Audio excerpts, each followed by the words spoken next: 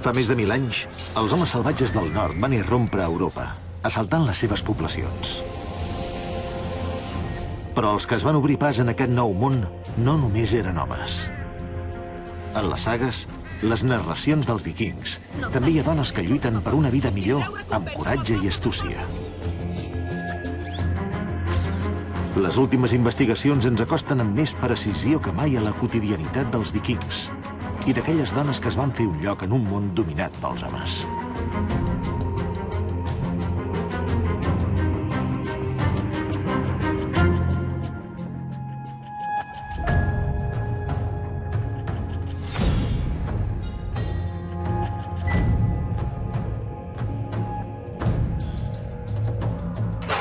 Dones vikingues.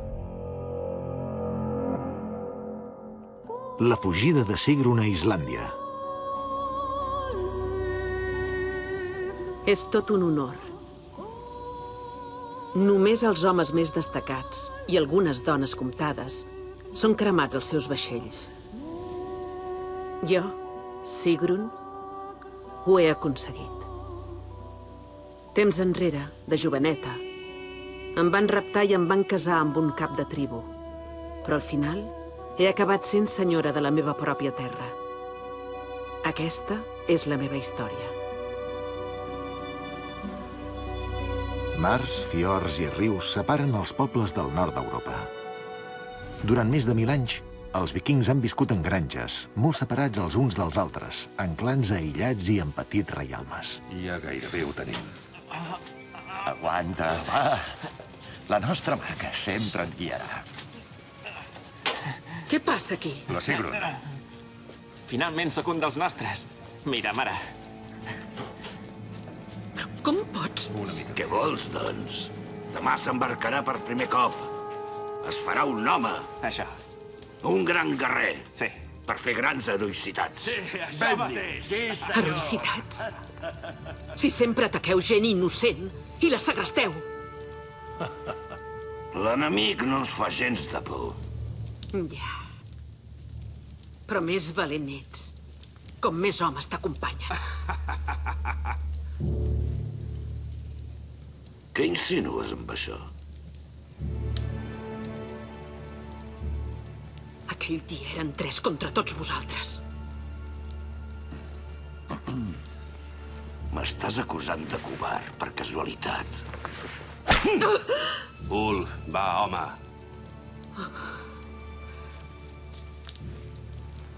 M'acabes de donar una cosa que les dones aprecien molt. Un color de cara d'allò més saludable. Va, acaba, Niall. Quiet, Thorolf.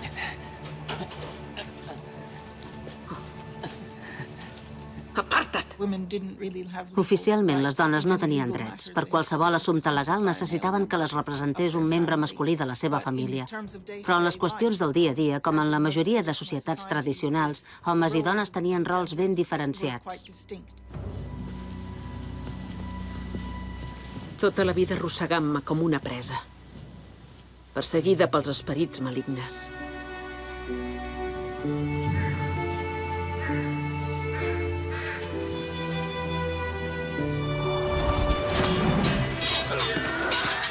Tot va començar una nit, quan l'horda va saltar a casa meva i es va endur allò que més estimava.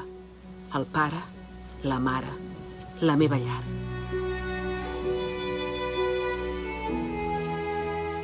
Als 11 anys em van esposar amb l'assassí del meu pare.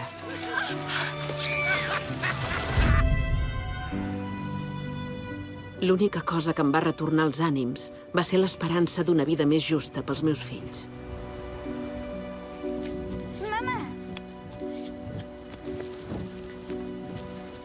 Vine. Anem cap a casa. Som-hi.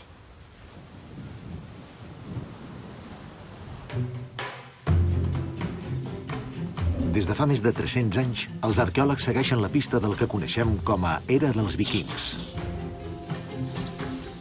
D'un indret a un altre es constaten lleugeres diferències, sigui en qüestions d'habitatge o de cultura funerària. Però pel que fa a la convivència d'homes i dones, la visió és unànime.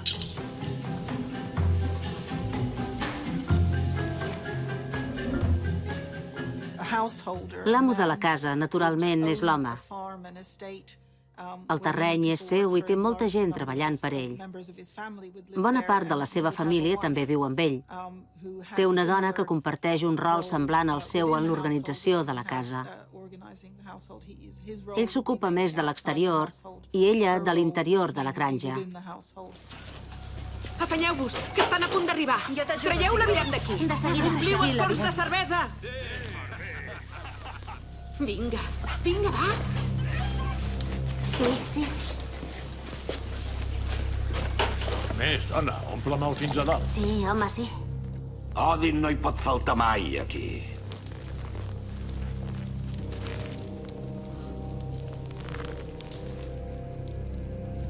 El meu protector.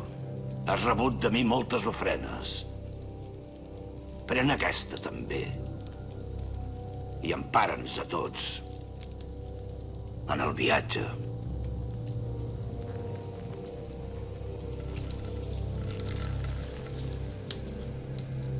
Homes, a la salut d'Odin. Odin és un déu reservat als aristòcrates i als guerrers. No val per les coses del dia a dia. No crec que les dones s'interessessin gaire per ell. Els vikings creuen en tota una sèrie de déus i esperits. Les sagues i les històries se'n fan ressò. Alguns rituals van a càrrec del cap de la tribu, com ara motivar els seus guerrers.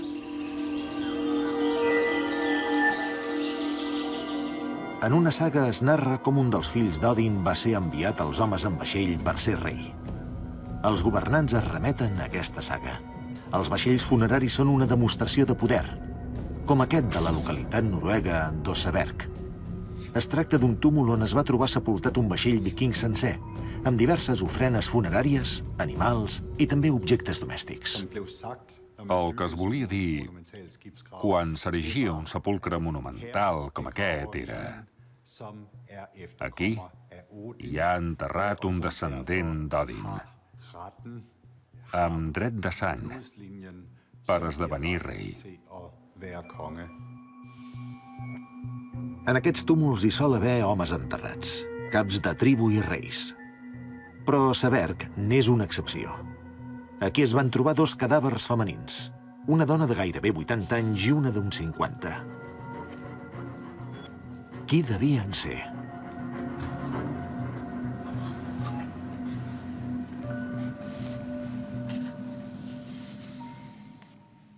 S'ha especulat molt sobre això.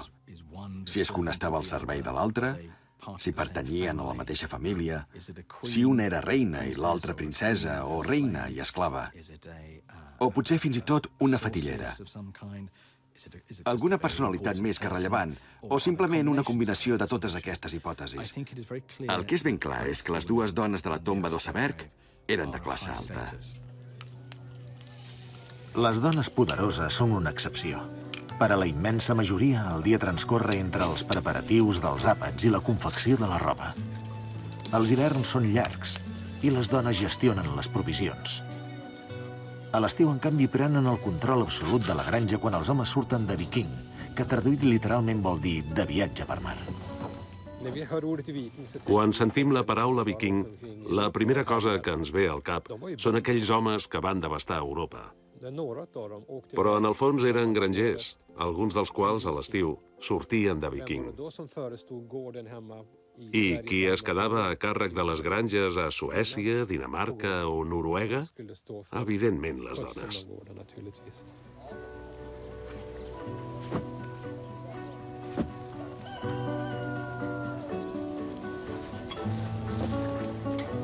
Sí, Thorulf, així es tensa l'arc. Vols dir així, oi? No està gens malament, jovenet.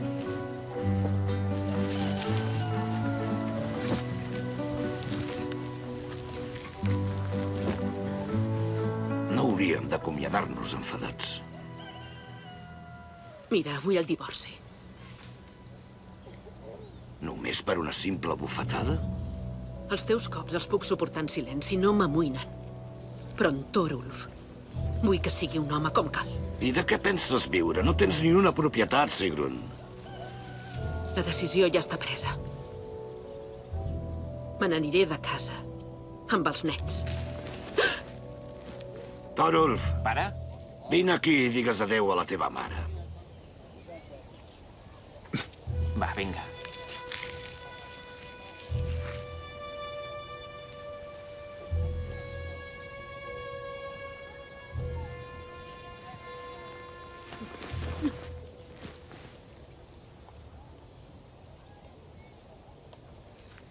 Suposo que vols tornar a veure el teu nen.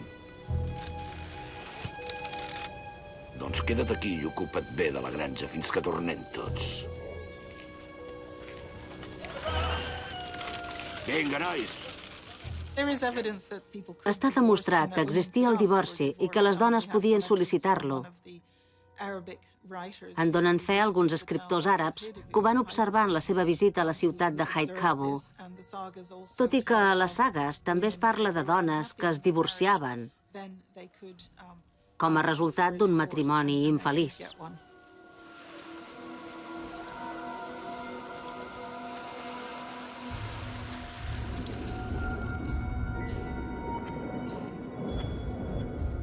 Ara bé, el divorci només és factible quan la dona té la possibilitat de tornar amb la seva família d'origen o amb altres parents. I és que només es pot sobreviure dins d'un entramat familiar. Una persona sola no té cap possibilitat contra les inclemències de la natura. Això mateix ho demostra l'arqueologia aèria, un nou mètode d'investigació. Els científics sobrevolen Noruega tot buscant restes d'antics assentaments. Volen trobar indicis que expliquin com vivien i s'alimentaven els vikings en la seva època. Per això fotografien la superfície terrestre amb diverses càmeres alhora. Després, a l'ordinador, poden recrear models tridimensionals. El gran avantatge de l'Airborne Laser Scanning per prospeccions arqueològiques és que permet eliminar arbres i arbustos mitjançant filtres. És molt més fàcil detectar anomalies al terreny amb un model paisatgístic sense vegetació. Així és com els investigadors amplien el coneixement sobre les arts de caça dels vikings. Un mètode de caça com aquest que es veu aquí consisteix en una sèrie de sots formant una línia per on creuarà un ramat d'ants o de rens. Cavaven sots de metre i mig, 2 metres, i posaven una mena de tanc entremig. Quan venien els ramats, els ants no tenien cap més opció que passar per sobre dels forats. Els cobrien una mica i l'ant queia a la trampa. Era un sistema molt eficient per capturar animals grans, com ara ants i rens. Aquests animals són molt valuosos per a les famílies, tant per l'aliment com per la indumentària. Això queda clarament reflectit en un tapís trobat a la localitat sueca d'Overhogdal, una de les poques representacions gràfiques d'aquella època. Un tapís que tanmateix mostra molt més que un immens ramat de rens. Per teixir un tapís com aquest, cal molt i molt de temps. Treballant amb concentració, potser s'avancen uns quants centímetres al dia. Si observem el tapís en aquest punt d'aquí, pot semblar que comença una història. A poc es va desenvolupant una línia argumental. Per enllestir aquest tapís, les teixidores hi van dedicar almenys 14 anys. És la representació més antiga de les narracions folclòriques. Crec que som davant de la il·lustració d'una història molt popular en aquella època. Es tracta de Sigfrid i el drac, un relat que ens ha arribat de diverses tradicions. En molts llocs del nord es parla de les seves heroïcitats. Però el tapís no és cap quadre de batalla, perquè les teixidores van voler destacar altres aspectes de Sigfrid i el drac. Aquests missatges teixits ens acosten al que podien ser els pensaments i els sentiments de les dones vikingues. L'amor, la venjança, la infidelitat, la recuperació de l'orgull ferit ja eren alguns dels temes preferits per les dones. Què t'amoïna tant? L'Ulf em té ben atrapada. I és veritat. Qui coi sóc jo? Escolta en el teu interior què han disposat els déus per tu. El que sento no m'agrada. Hi ha soroll només. Soroll i res més. Me n'he d'anar. I els teus fills? No puc veure com el seu pare els porta de cap a la desgràcia. No puc. Els has de protegir. Com els has protegit sempre. Ningú t'ajudarà ni en donarà suport. O vols fer-los infeliços a tots?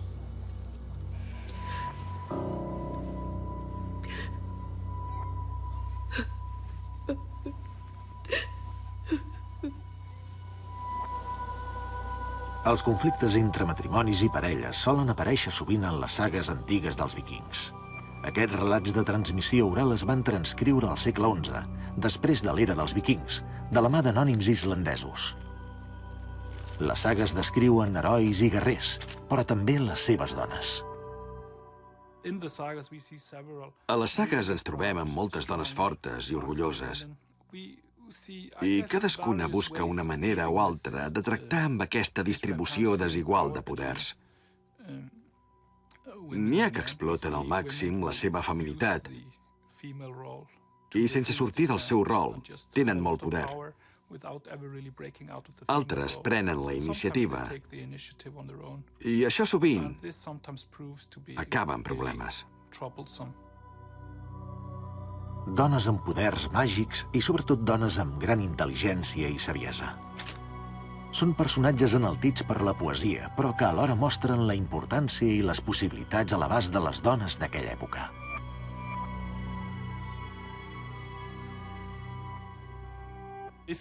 Si examinem amb cura les sagues, tot i que plantegen una societat dominada pels homes, hi trobarem dones amb més potencial i més força que en moltes de les pel·lícules i obres teatrals dels segles XX i XXI.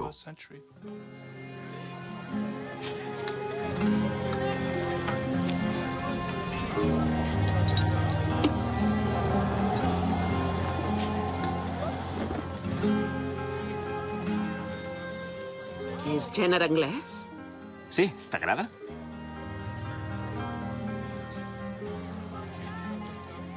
Mira això. És realment extraordinari. Un velló d'allò més selecte. Ve d'una illa que hi ha a l'oceà de l'oest, un nou descobriment. En diuen l'illa de gel. Una illa de gel, dius? Una illa que té tot el que fa falta per viure bé. Què més saps d'aquesta illa de gel? Diuen que és bastant gran. Que hi ha lloc per tothom i que qualsevol pot tenir una propietat on més li agradi. Tothom, de veritat? Bé, i el velló què? Te'l quedes? No. Sabem que hi va haver gent que es va enfrontar amb la seva família i va fugir. Algunes sagues narren viatges pel nord de l'Atlàntic, fins a les Fèroe o fins a Islàndia, sempre fugint de la pròpia família.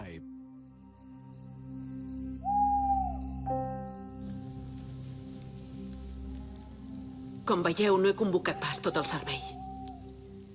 Sou aquí perquè confio en vosaltres. Abandono la granja, amb els nens.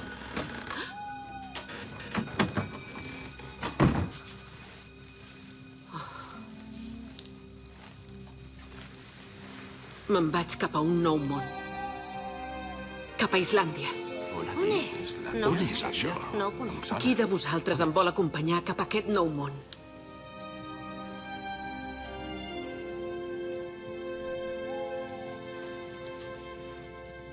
On cau Islàndia? Cap a l'oest. Diuen que és una travessa de 7 dies. 7 I dies? que de camí es pot fer escala en altres illes. No és perillós? A mi em sembla perillós. Jo abans navegava, sé governar un vaixell. Ja ho sé. Per això compto amb tu. I les teves habilitats, Grim. Veiem que existien diverses categories d'esclaus amb estatus diferents també dins d'una jerarquia social. Hi havia esclaus purament de treball, que vivien a l'estable amb el bestiar. N'hi havia que substituïen el rei. I entremig tot un ampli ventall. Serà un viatge perillós. Sí, però podem enrolar més homes avesats a la mar. I segur que ens en podrem refiar? També podem confiar en els nostres déus. Però on viurem, en aquest nou món? Diuen que hi ha terra per tothom allà. N'estàs segura? I us prometo que tots tindreu el vostre propi terreny a l'illa. De veritat? No prometis res que no puguis complir. Jo hi estic disposat. No hi tenim pas res a perdre. Sí, Grim, tens raó. Necessitaràs ajuda, patrona. Jo també vinc. Jo també hi vull anar. Islàndia. Sí, Islàndia. Sí, Islàndia. L'era dels vikings es caracteritza pels conflictes permanents entre caps de tribu, de clan i règols que se l'estenen amb els seus veïns. Encara no existeix una instància superior. Durant els segles VIII, IX i X, el poder no es definia per territori, sinó pel nombre de persones que un tenia sota les seves ordres. El rei, que es mostrava especialment tosc i bel·licós, amb una personalitat forta, podia aconseguir més poder. Per això, diem que era un domini personal sobre els seguidors i no tant un domini geogràfic. Pels historiadors, l'autèntica era dels vikings comença amb el primer raid al monestir de Lindisfarne, al 793 després de Crist. Després es van succeir més raids del nord d'Europa cap al sud. Suposadament per pagar els guerrers amb el botí i estar ben preparat per a les batalles a casa.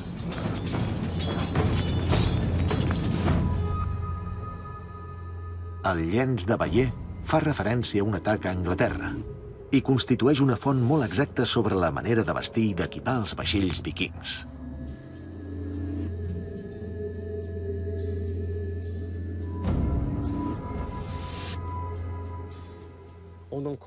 Quan arribaven a un lloc i veien que es podien endur riqueses sense pagar, com ara plata o el que fos, doncs bé, ho feien.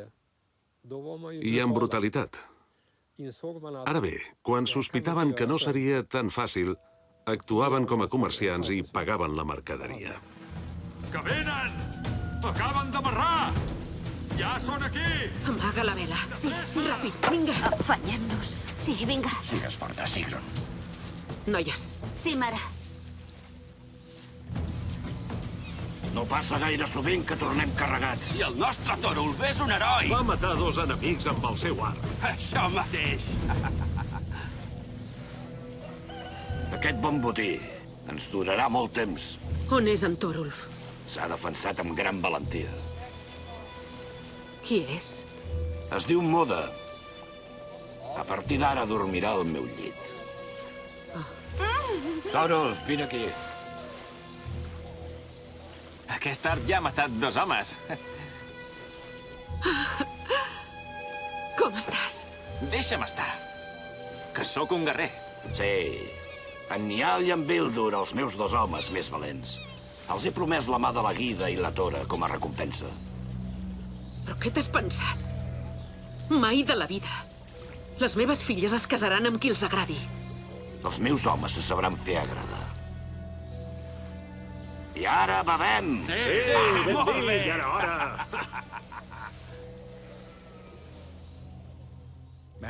Els matrimonis els arreglaven les famílies de les 2 persones involucrades. Com es va seguir fent en els segles posteriors, fos per aliances polítiques o econòmiques. Es tractava d'obtenir el control d'un patrimoni o de formar part d'una família rellevant, i així guanyar influència. Els hem demostrat qui som! Sí, amic meu, tens tota la raó, els hem esclafat. Això mateix! Fondria la meva magnífica destral abans de donar gens ni mica de treva a l'enemic. Tinc tanta set que em veuria un llac sencer! Vida! Què és aquest posat tan sorrut? Asseu-te amb en Nial i veu. Dora, tu també. No vull. Vinga, va, asseu-te, porta't bé. Prou! No et posis així, dona, només volen divertir-se.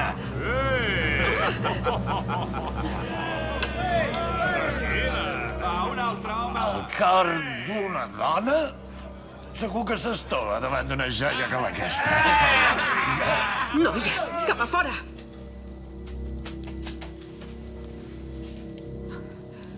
Com pots fer això? Què? La Guida ja t'he dat. I necessita un home. Sí, exacte. Té raó. I en Nial... No està tan malament. Tu i jo ja parlarem. Grim, anem. És moment de deixar els guerrers a soles. Un altre. Va, que la festa continuï!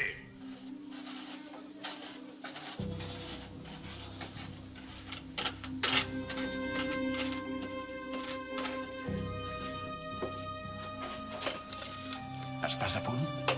No tenim gaire temps. Espera. Omple amb això els bidons de cervesa. I procura que en beguin tots, eh? I si no funciona, què? Funcionarà. Confia en mi.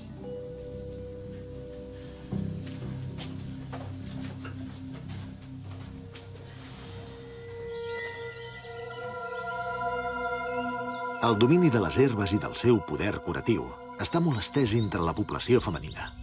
Però també hi ha dones enterrades amb objectes clarament màgics, varetes, amulets, com en aquesta tomba de Firkat, a Dinamarca.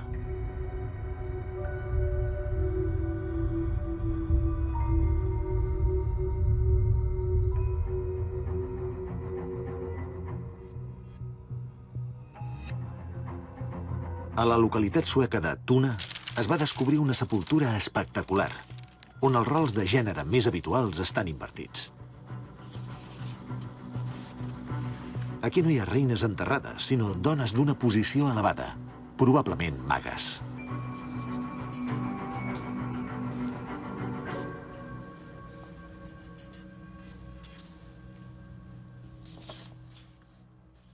El que fa especial aquest camp funerari és que les dones estan col·locades al centre i els homes arraconats als laterals.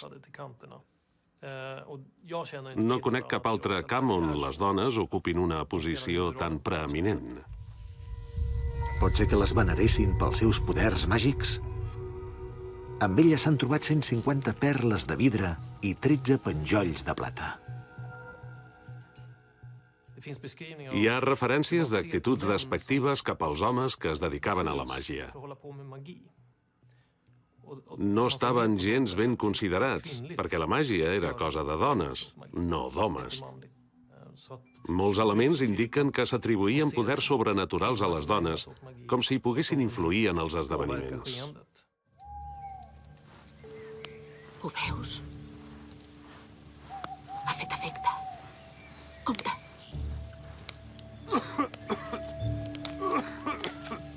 A poc a poc. Compto fins a 3. 1, 2, 3. Coi, com pesa.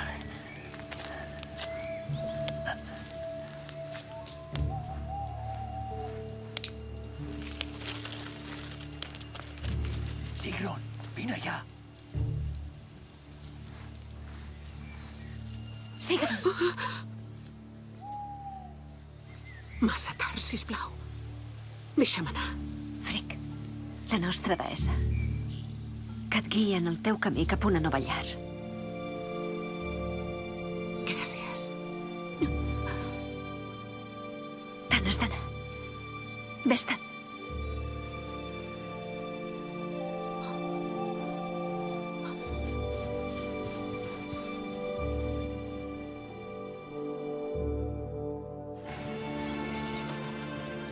Abans de trenc d'alba, vam deixar enrere casa nostra per sempre més. Els déus ens feien costat. Tenim vent favorable. Arribarem a l'illa en 2 dies, si segueix així.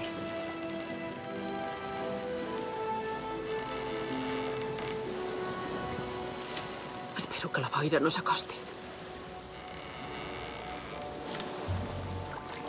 Ho heu sentit? Què és això? Ens segueixen! Que els déus ens emparin! Caceu la vela, ràpid, vinga! Qui sàpiga remar, que s'hi posi!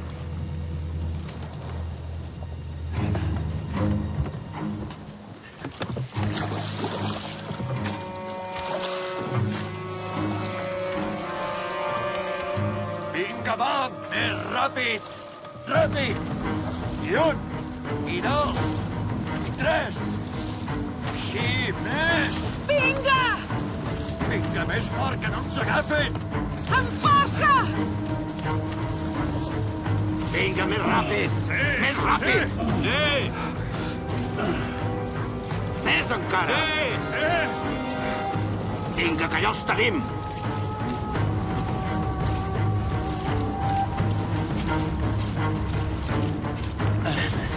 La boira s'està espessint. Què fem? Pareu! Quiets, quiets! Silenci absolut tothom. Diu-vos! No us escapareu de mi! Us trobaré! No ho empitjoreu més!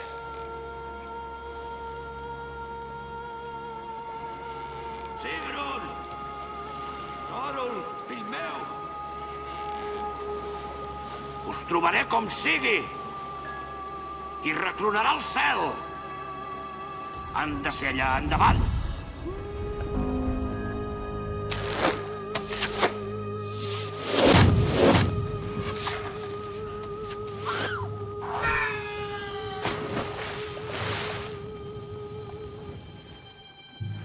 Ja està. Grim!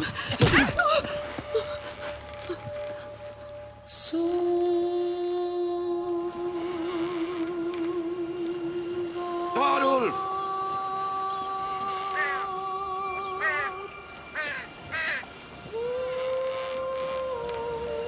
Thorolf!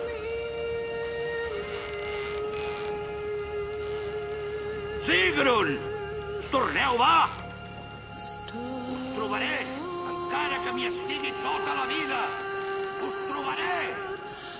Mira'ls.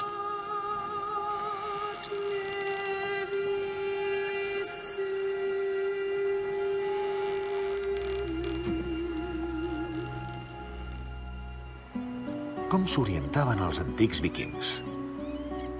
Què feien quan el cel estava totalment tapat i no es podia determinar l'altura del sol? Al principi navegaven arran de costa. S'orientaven per l'orografia, per una muntanya més alta o per una desembocadura. Però va arribar un punt que es van aventurar mar endins.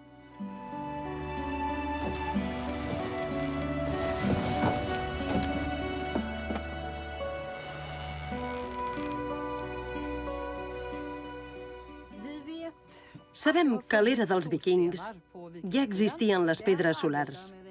Funcionen amb la polarització de la llum. Aquestes pedres tenen un petit punt aquí, potser de quitrà o d'alguna cosa semblant, i s'han d'aguantar amunt així. Llavors les vas girant fins que el puntet forma com 2 punts a l'altra banda. Encara que els núvols tapin el sol, la seva llum es refracta en la pedra solar just quan s'orienta en la direcció correcta.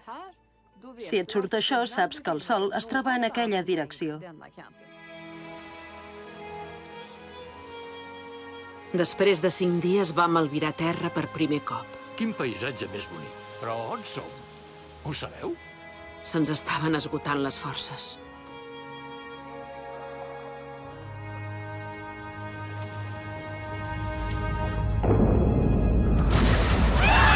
Baixeu la vela! Vinga, va! Avall la vela! El vaixell fa aigües! Recolliu els rems! És l'aigua, va! Sigrun, com ve per aquí? Estem bé! Traieu l'aigua d'aquí. Per aquí també n'entra. Traieu més aigua. Va, més de pressa. No hauríem d'haver fugit.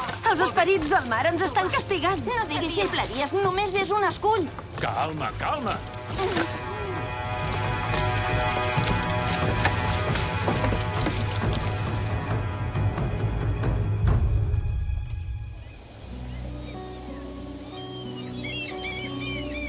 Al segle IX, molts assaltants es converteixen en comerciants i pobladors. Els vikings s'enduen les seves famílies cap a França i la Gran Bretanya. Aviat, els reis escandinaus dominen el nord de les illes britàniques. Encara ara, en indrets com York, és fàcil trobar l'empremta de la colonització escandinava. Alguns d'aquests homes del nord van establir lligams amb dones autòctones. Segons una font anglesa, les dones d'Anglaterra preferien els vikings perquè eren molt més nets que els homes anglesos. Mira que bonic. És un bon lloc per nosaltres. Sí, t'agrada, doncs? Sí, m'agrada molt.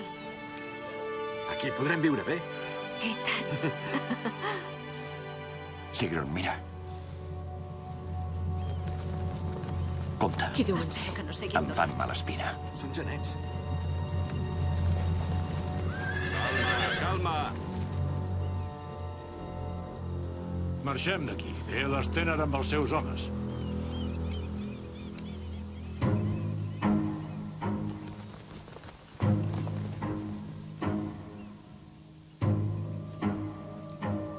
Ens hem perdut entre la boira i hem topat contra uns esculls. No entenen el nostre idioma. Què fem, doncs? T'entenc molt bé. Els meus avis també eren de la terra dels danesos. Qui ets? On és el teu home? Em dic Sigrun. I ja no tinc home. I què hi fas aquí? Anem de camí a l'illa de Gel, a l'oest. Tots ens volem establir allà. Ets valenta. Jo sóc l'Stenner, vassall del príncep viking de York i líder d'aquest clan. Per poc no us agafen els angles i no són de tenir presoners. Doncs així us han enviat els déus. Sí. Com teniu el vaixell? Fa aigües. Sí, haurem de mirar d'arreglar-lo. Ja. Però trigareu. I s'acosten les tempestes de tardor. Podeu passar l'hivern a casa meva. Seguiu-me. Som-hi. Els vikings són grans constructors navals. Al nord van apareixent drassanes a totes les costes de l'oest. A la ciutat danesa de Roskilde, un grup d'investigadors mira de descobrir el secret dels vaixells vikings, tot construint-ne rèpliques. Hem construït aquest vaixell a l'estil tradicional, com creiem que ho feien els vikings fa 1000 anys. Avui dia es fan servir serres, però en aquella època no en tenien i per això utilitzaven la destral. I ja es veu què passa si només treballes amb la destral, que la forma que surt és diferent. Amb la serra vas ben recte, automàticament, però amb la destral es pot seguir millor l'estructura de l'arbre en qüestió. La perfecció de les naus contribueix a l'èxit militar. Els vaixells de càrrega són molt estables i permeten explotar l'extensa xarxa comercial dels vikings.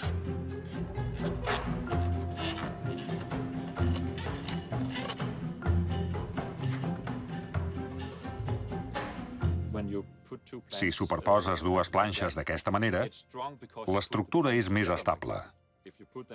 D'una altra manera, caldrien el doble de planxes o de quadernes.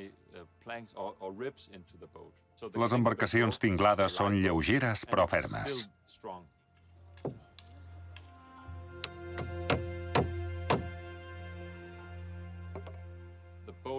En l'era vikinga fins i tot les pujaven a terra. Però alhora podien navegar pel Mar del Nord i suportaven bé l'onatge. Per això crec que el mètode de construcció, la lleugeresa, la bona qualitat d'aquells vaixells, tot plegat explica per què podien endinsar-se a alta mar. Per què s'atrevien a emprendre llargs viatges amb la seguretat que tornarien?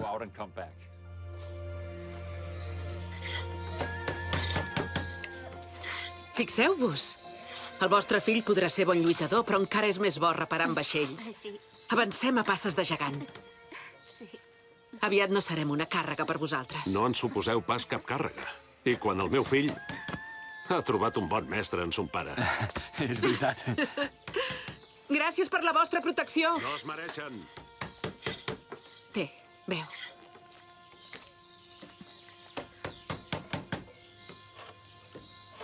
Hem de parlar amb tu, mare. En Halfdan et vol dir una cosa. I doncs? Li voldria demanar la mà de la seva filla. Li he agafat afecte. Molt. No ho dius seriosament? En Halfdan és una bona elecció, mare. Ve d'una família molt respectada. Mare, saps la voluntat del pare? Va prometre la mà de la guida a en Niall. Thorulf, què t'has cregut? Jo aquí represento el pare i per això no ho permetré mai. Si algú ha de representar la família, sóc jo. Grim. Sigrun? Va, vinga. No em toquis pas. O no responc. Segueix-lo.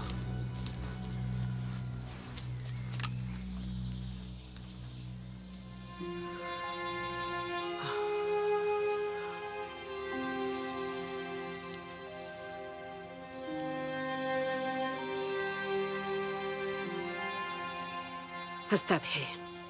Parlaré amb el teu pare.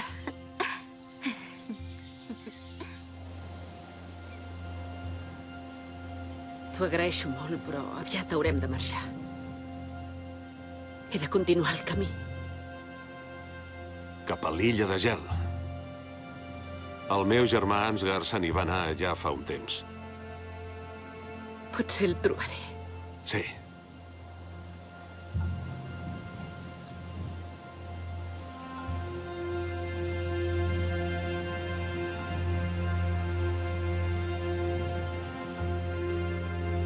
Cap a l'any 870 després de Crist, els escandinaus s'estableixen en aquesta illa, deshabitada fins llavors. En aquell temps encara hi havia boscos que els colonitzadors van explotar i cremar durant els segles següents.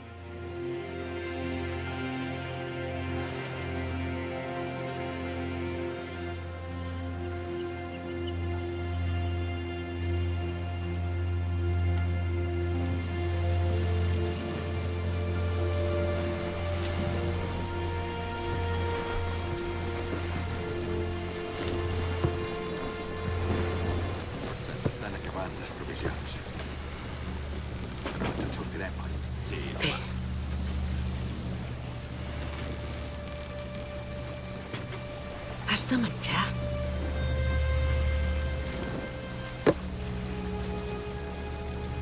Fins quan faràs morros? Has deshonrat la nostra família. Jo puc viure amb la deshonra. Però tu podries viure veient la teva germana infeliç? La tradició diu que la dona s'ha de sotmetre a l'home. Sí. Però només si l'home la tracta bé i la respecta.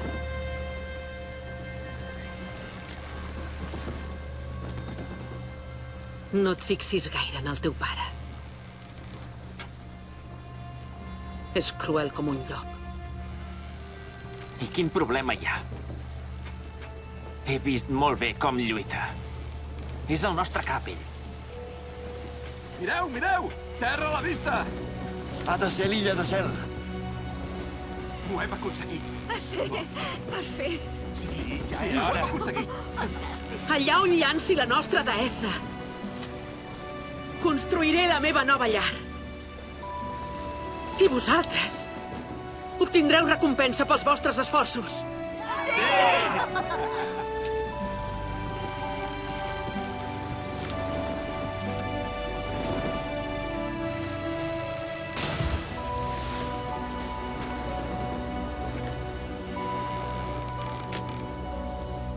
Les sagues descriuen els rituals dels colonitzadors a l'hora de prendre possessió d'un terreny.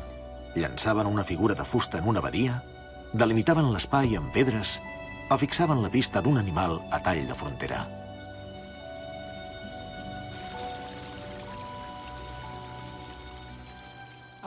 En el registre d'assentaments a Islàndia consten 13 dones que van reclamar un tros de terreny. També s'esmenten moltes altres dones que van venir acompanyant els seus marits o altres membres de la seva família. D'aquestes 13, sense marit, algunes van venir amb un fill. Es podia fer, però no era gaire habitual. Per una dona resultava molt complicat fer una cosa així. Aquí tens. Quina bona pinta. No hi ha pressa, Sigrun. Ja gairebé estic. Necessiteu més llenya? Sí, aniria bé. Mare, s'acosten uns genets. Sigrun, vigila.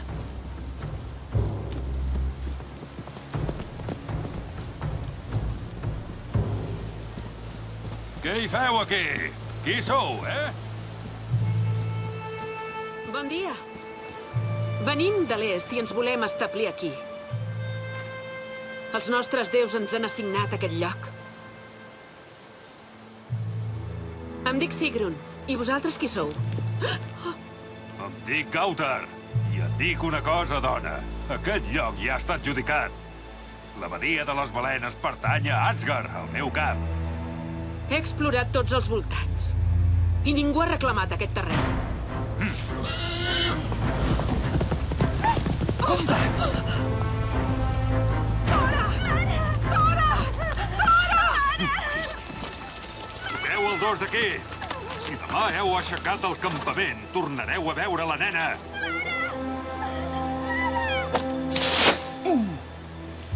La propera us travessarà! Deixeu anar la meva germana! Mare! No m'heu sentit? Que deixeu anar la meva germana! Dora! Mare! El meu amo et denunciarà al Gran Alting de tardor. T'aconsello molt que hi vagis. Vinga, marxem.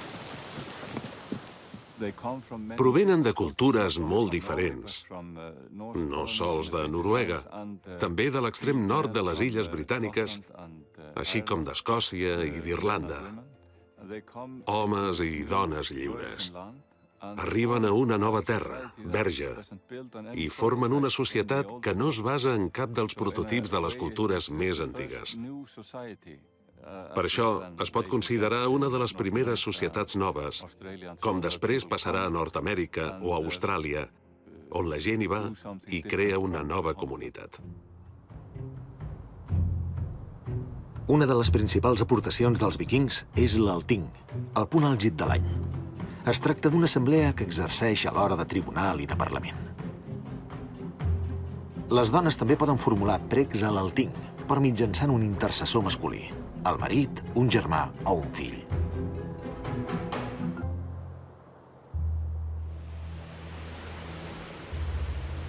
Aquesta dona es presenta infringint la llei i els costums i pretén apoderar-se de la meva terra. L'acuso de vulnerar la nostra pau jurídica. Els déus et castiguin. Jo només reclamo el meu dret a un tros de terra que no pertanyia a ningú. No tenim pas constància que reclamessis aquell terreny, Ansgar. Ho volia anunciar en aquest Alting, precisament. M'he de justificar, encara? Des de quan manen les dones? Que els hem de cedir, les nostres terres? Jo no compto, potser? Només perquè sóc dona? Què carai en saps, tu, de drets? Jo també sóc un home lliure. I defenso els drets de la meva mare. Tots nosaltres hem vingut a viure en llibertat. Que no ho he arriscat tot, jo? No demano res que no demani qualsevol nouvingut. Dona, qui ets tu per demanar res? Silenci! Ja n'hem sentit prou. Has estat molt bé, Sigrun. La nostra concepció de democràcia es fonamenta en la idea de l'Alting, un espai on es debaten qüestions i es prenen decisions que tothom pugui acceptar. I no es basa en un poder o autoritat central que decideix per tu. Per això, crec que la idea de l'Althing és el cor de la nostra democràcia actual.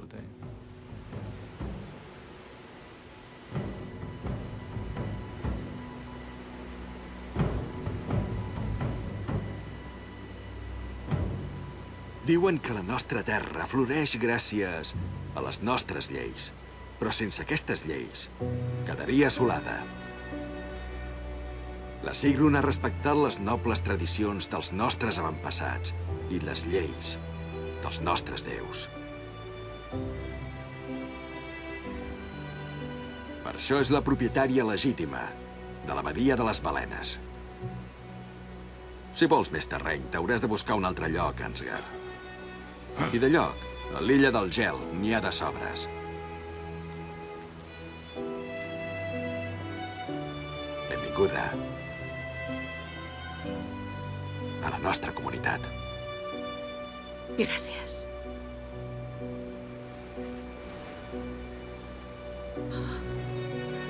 Vine aquí, fill. El meu nen s'ha convertit en un home amb coratge. I què vols amb una mare així? Moltes gràcies.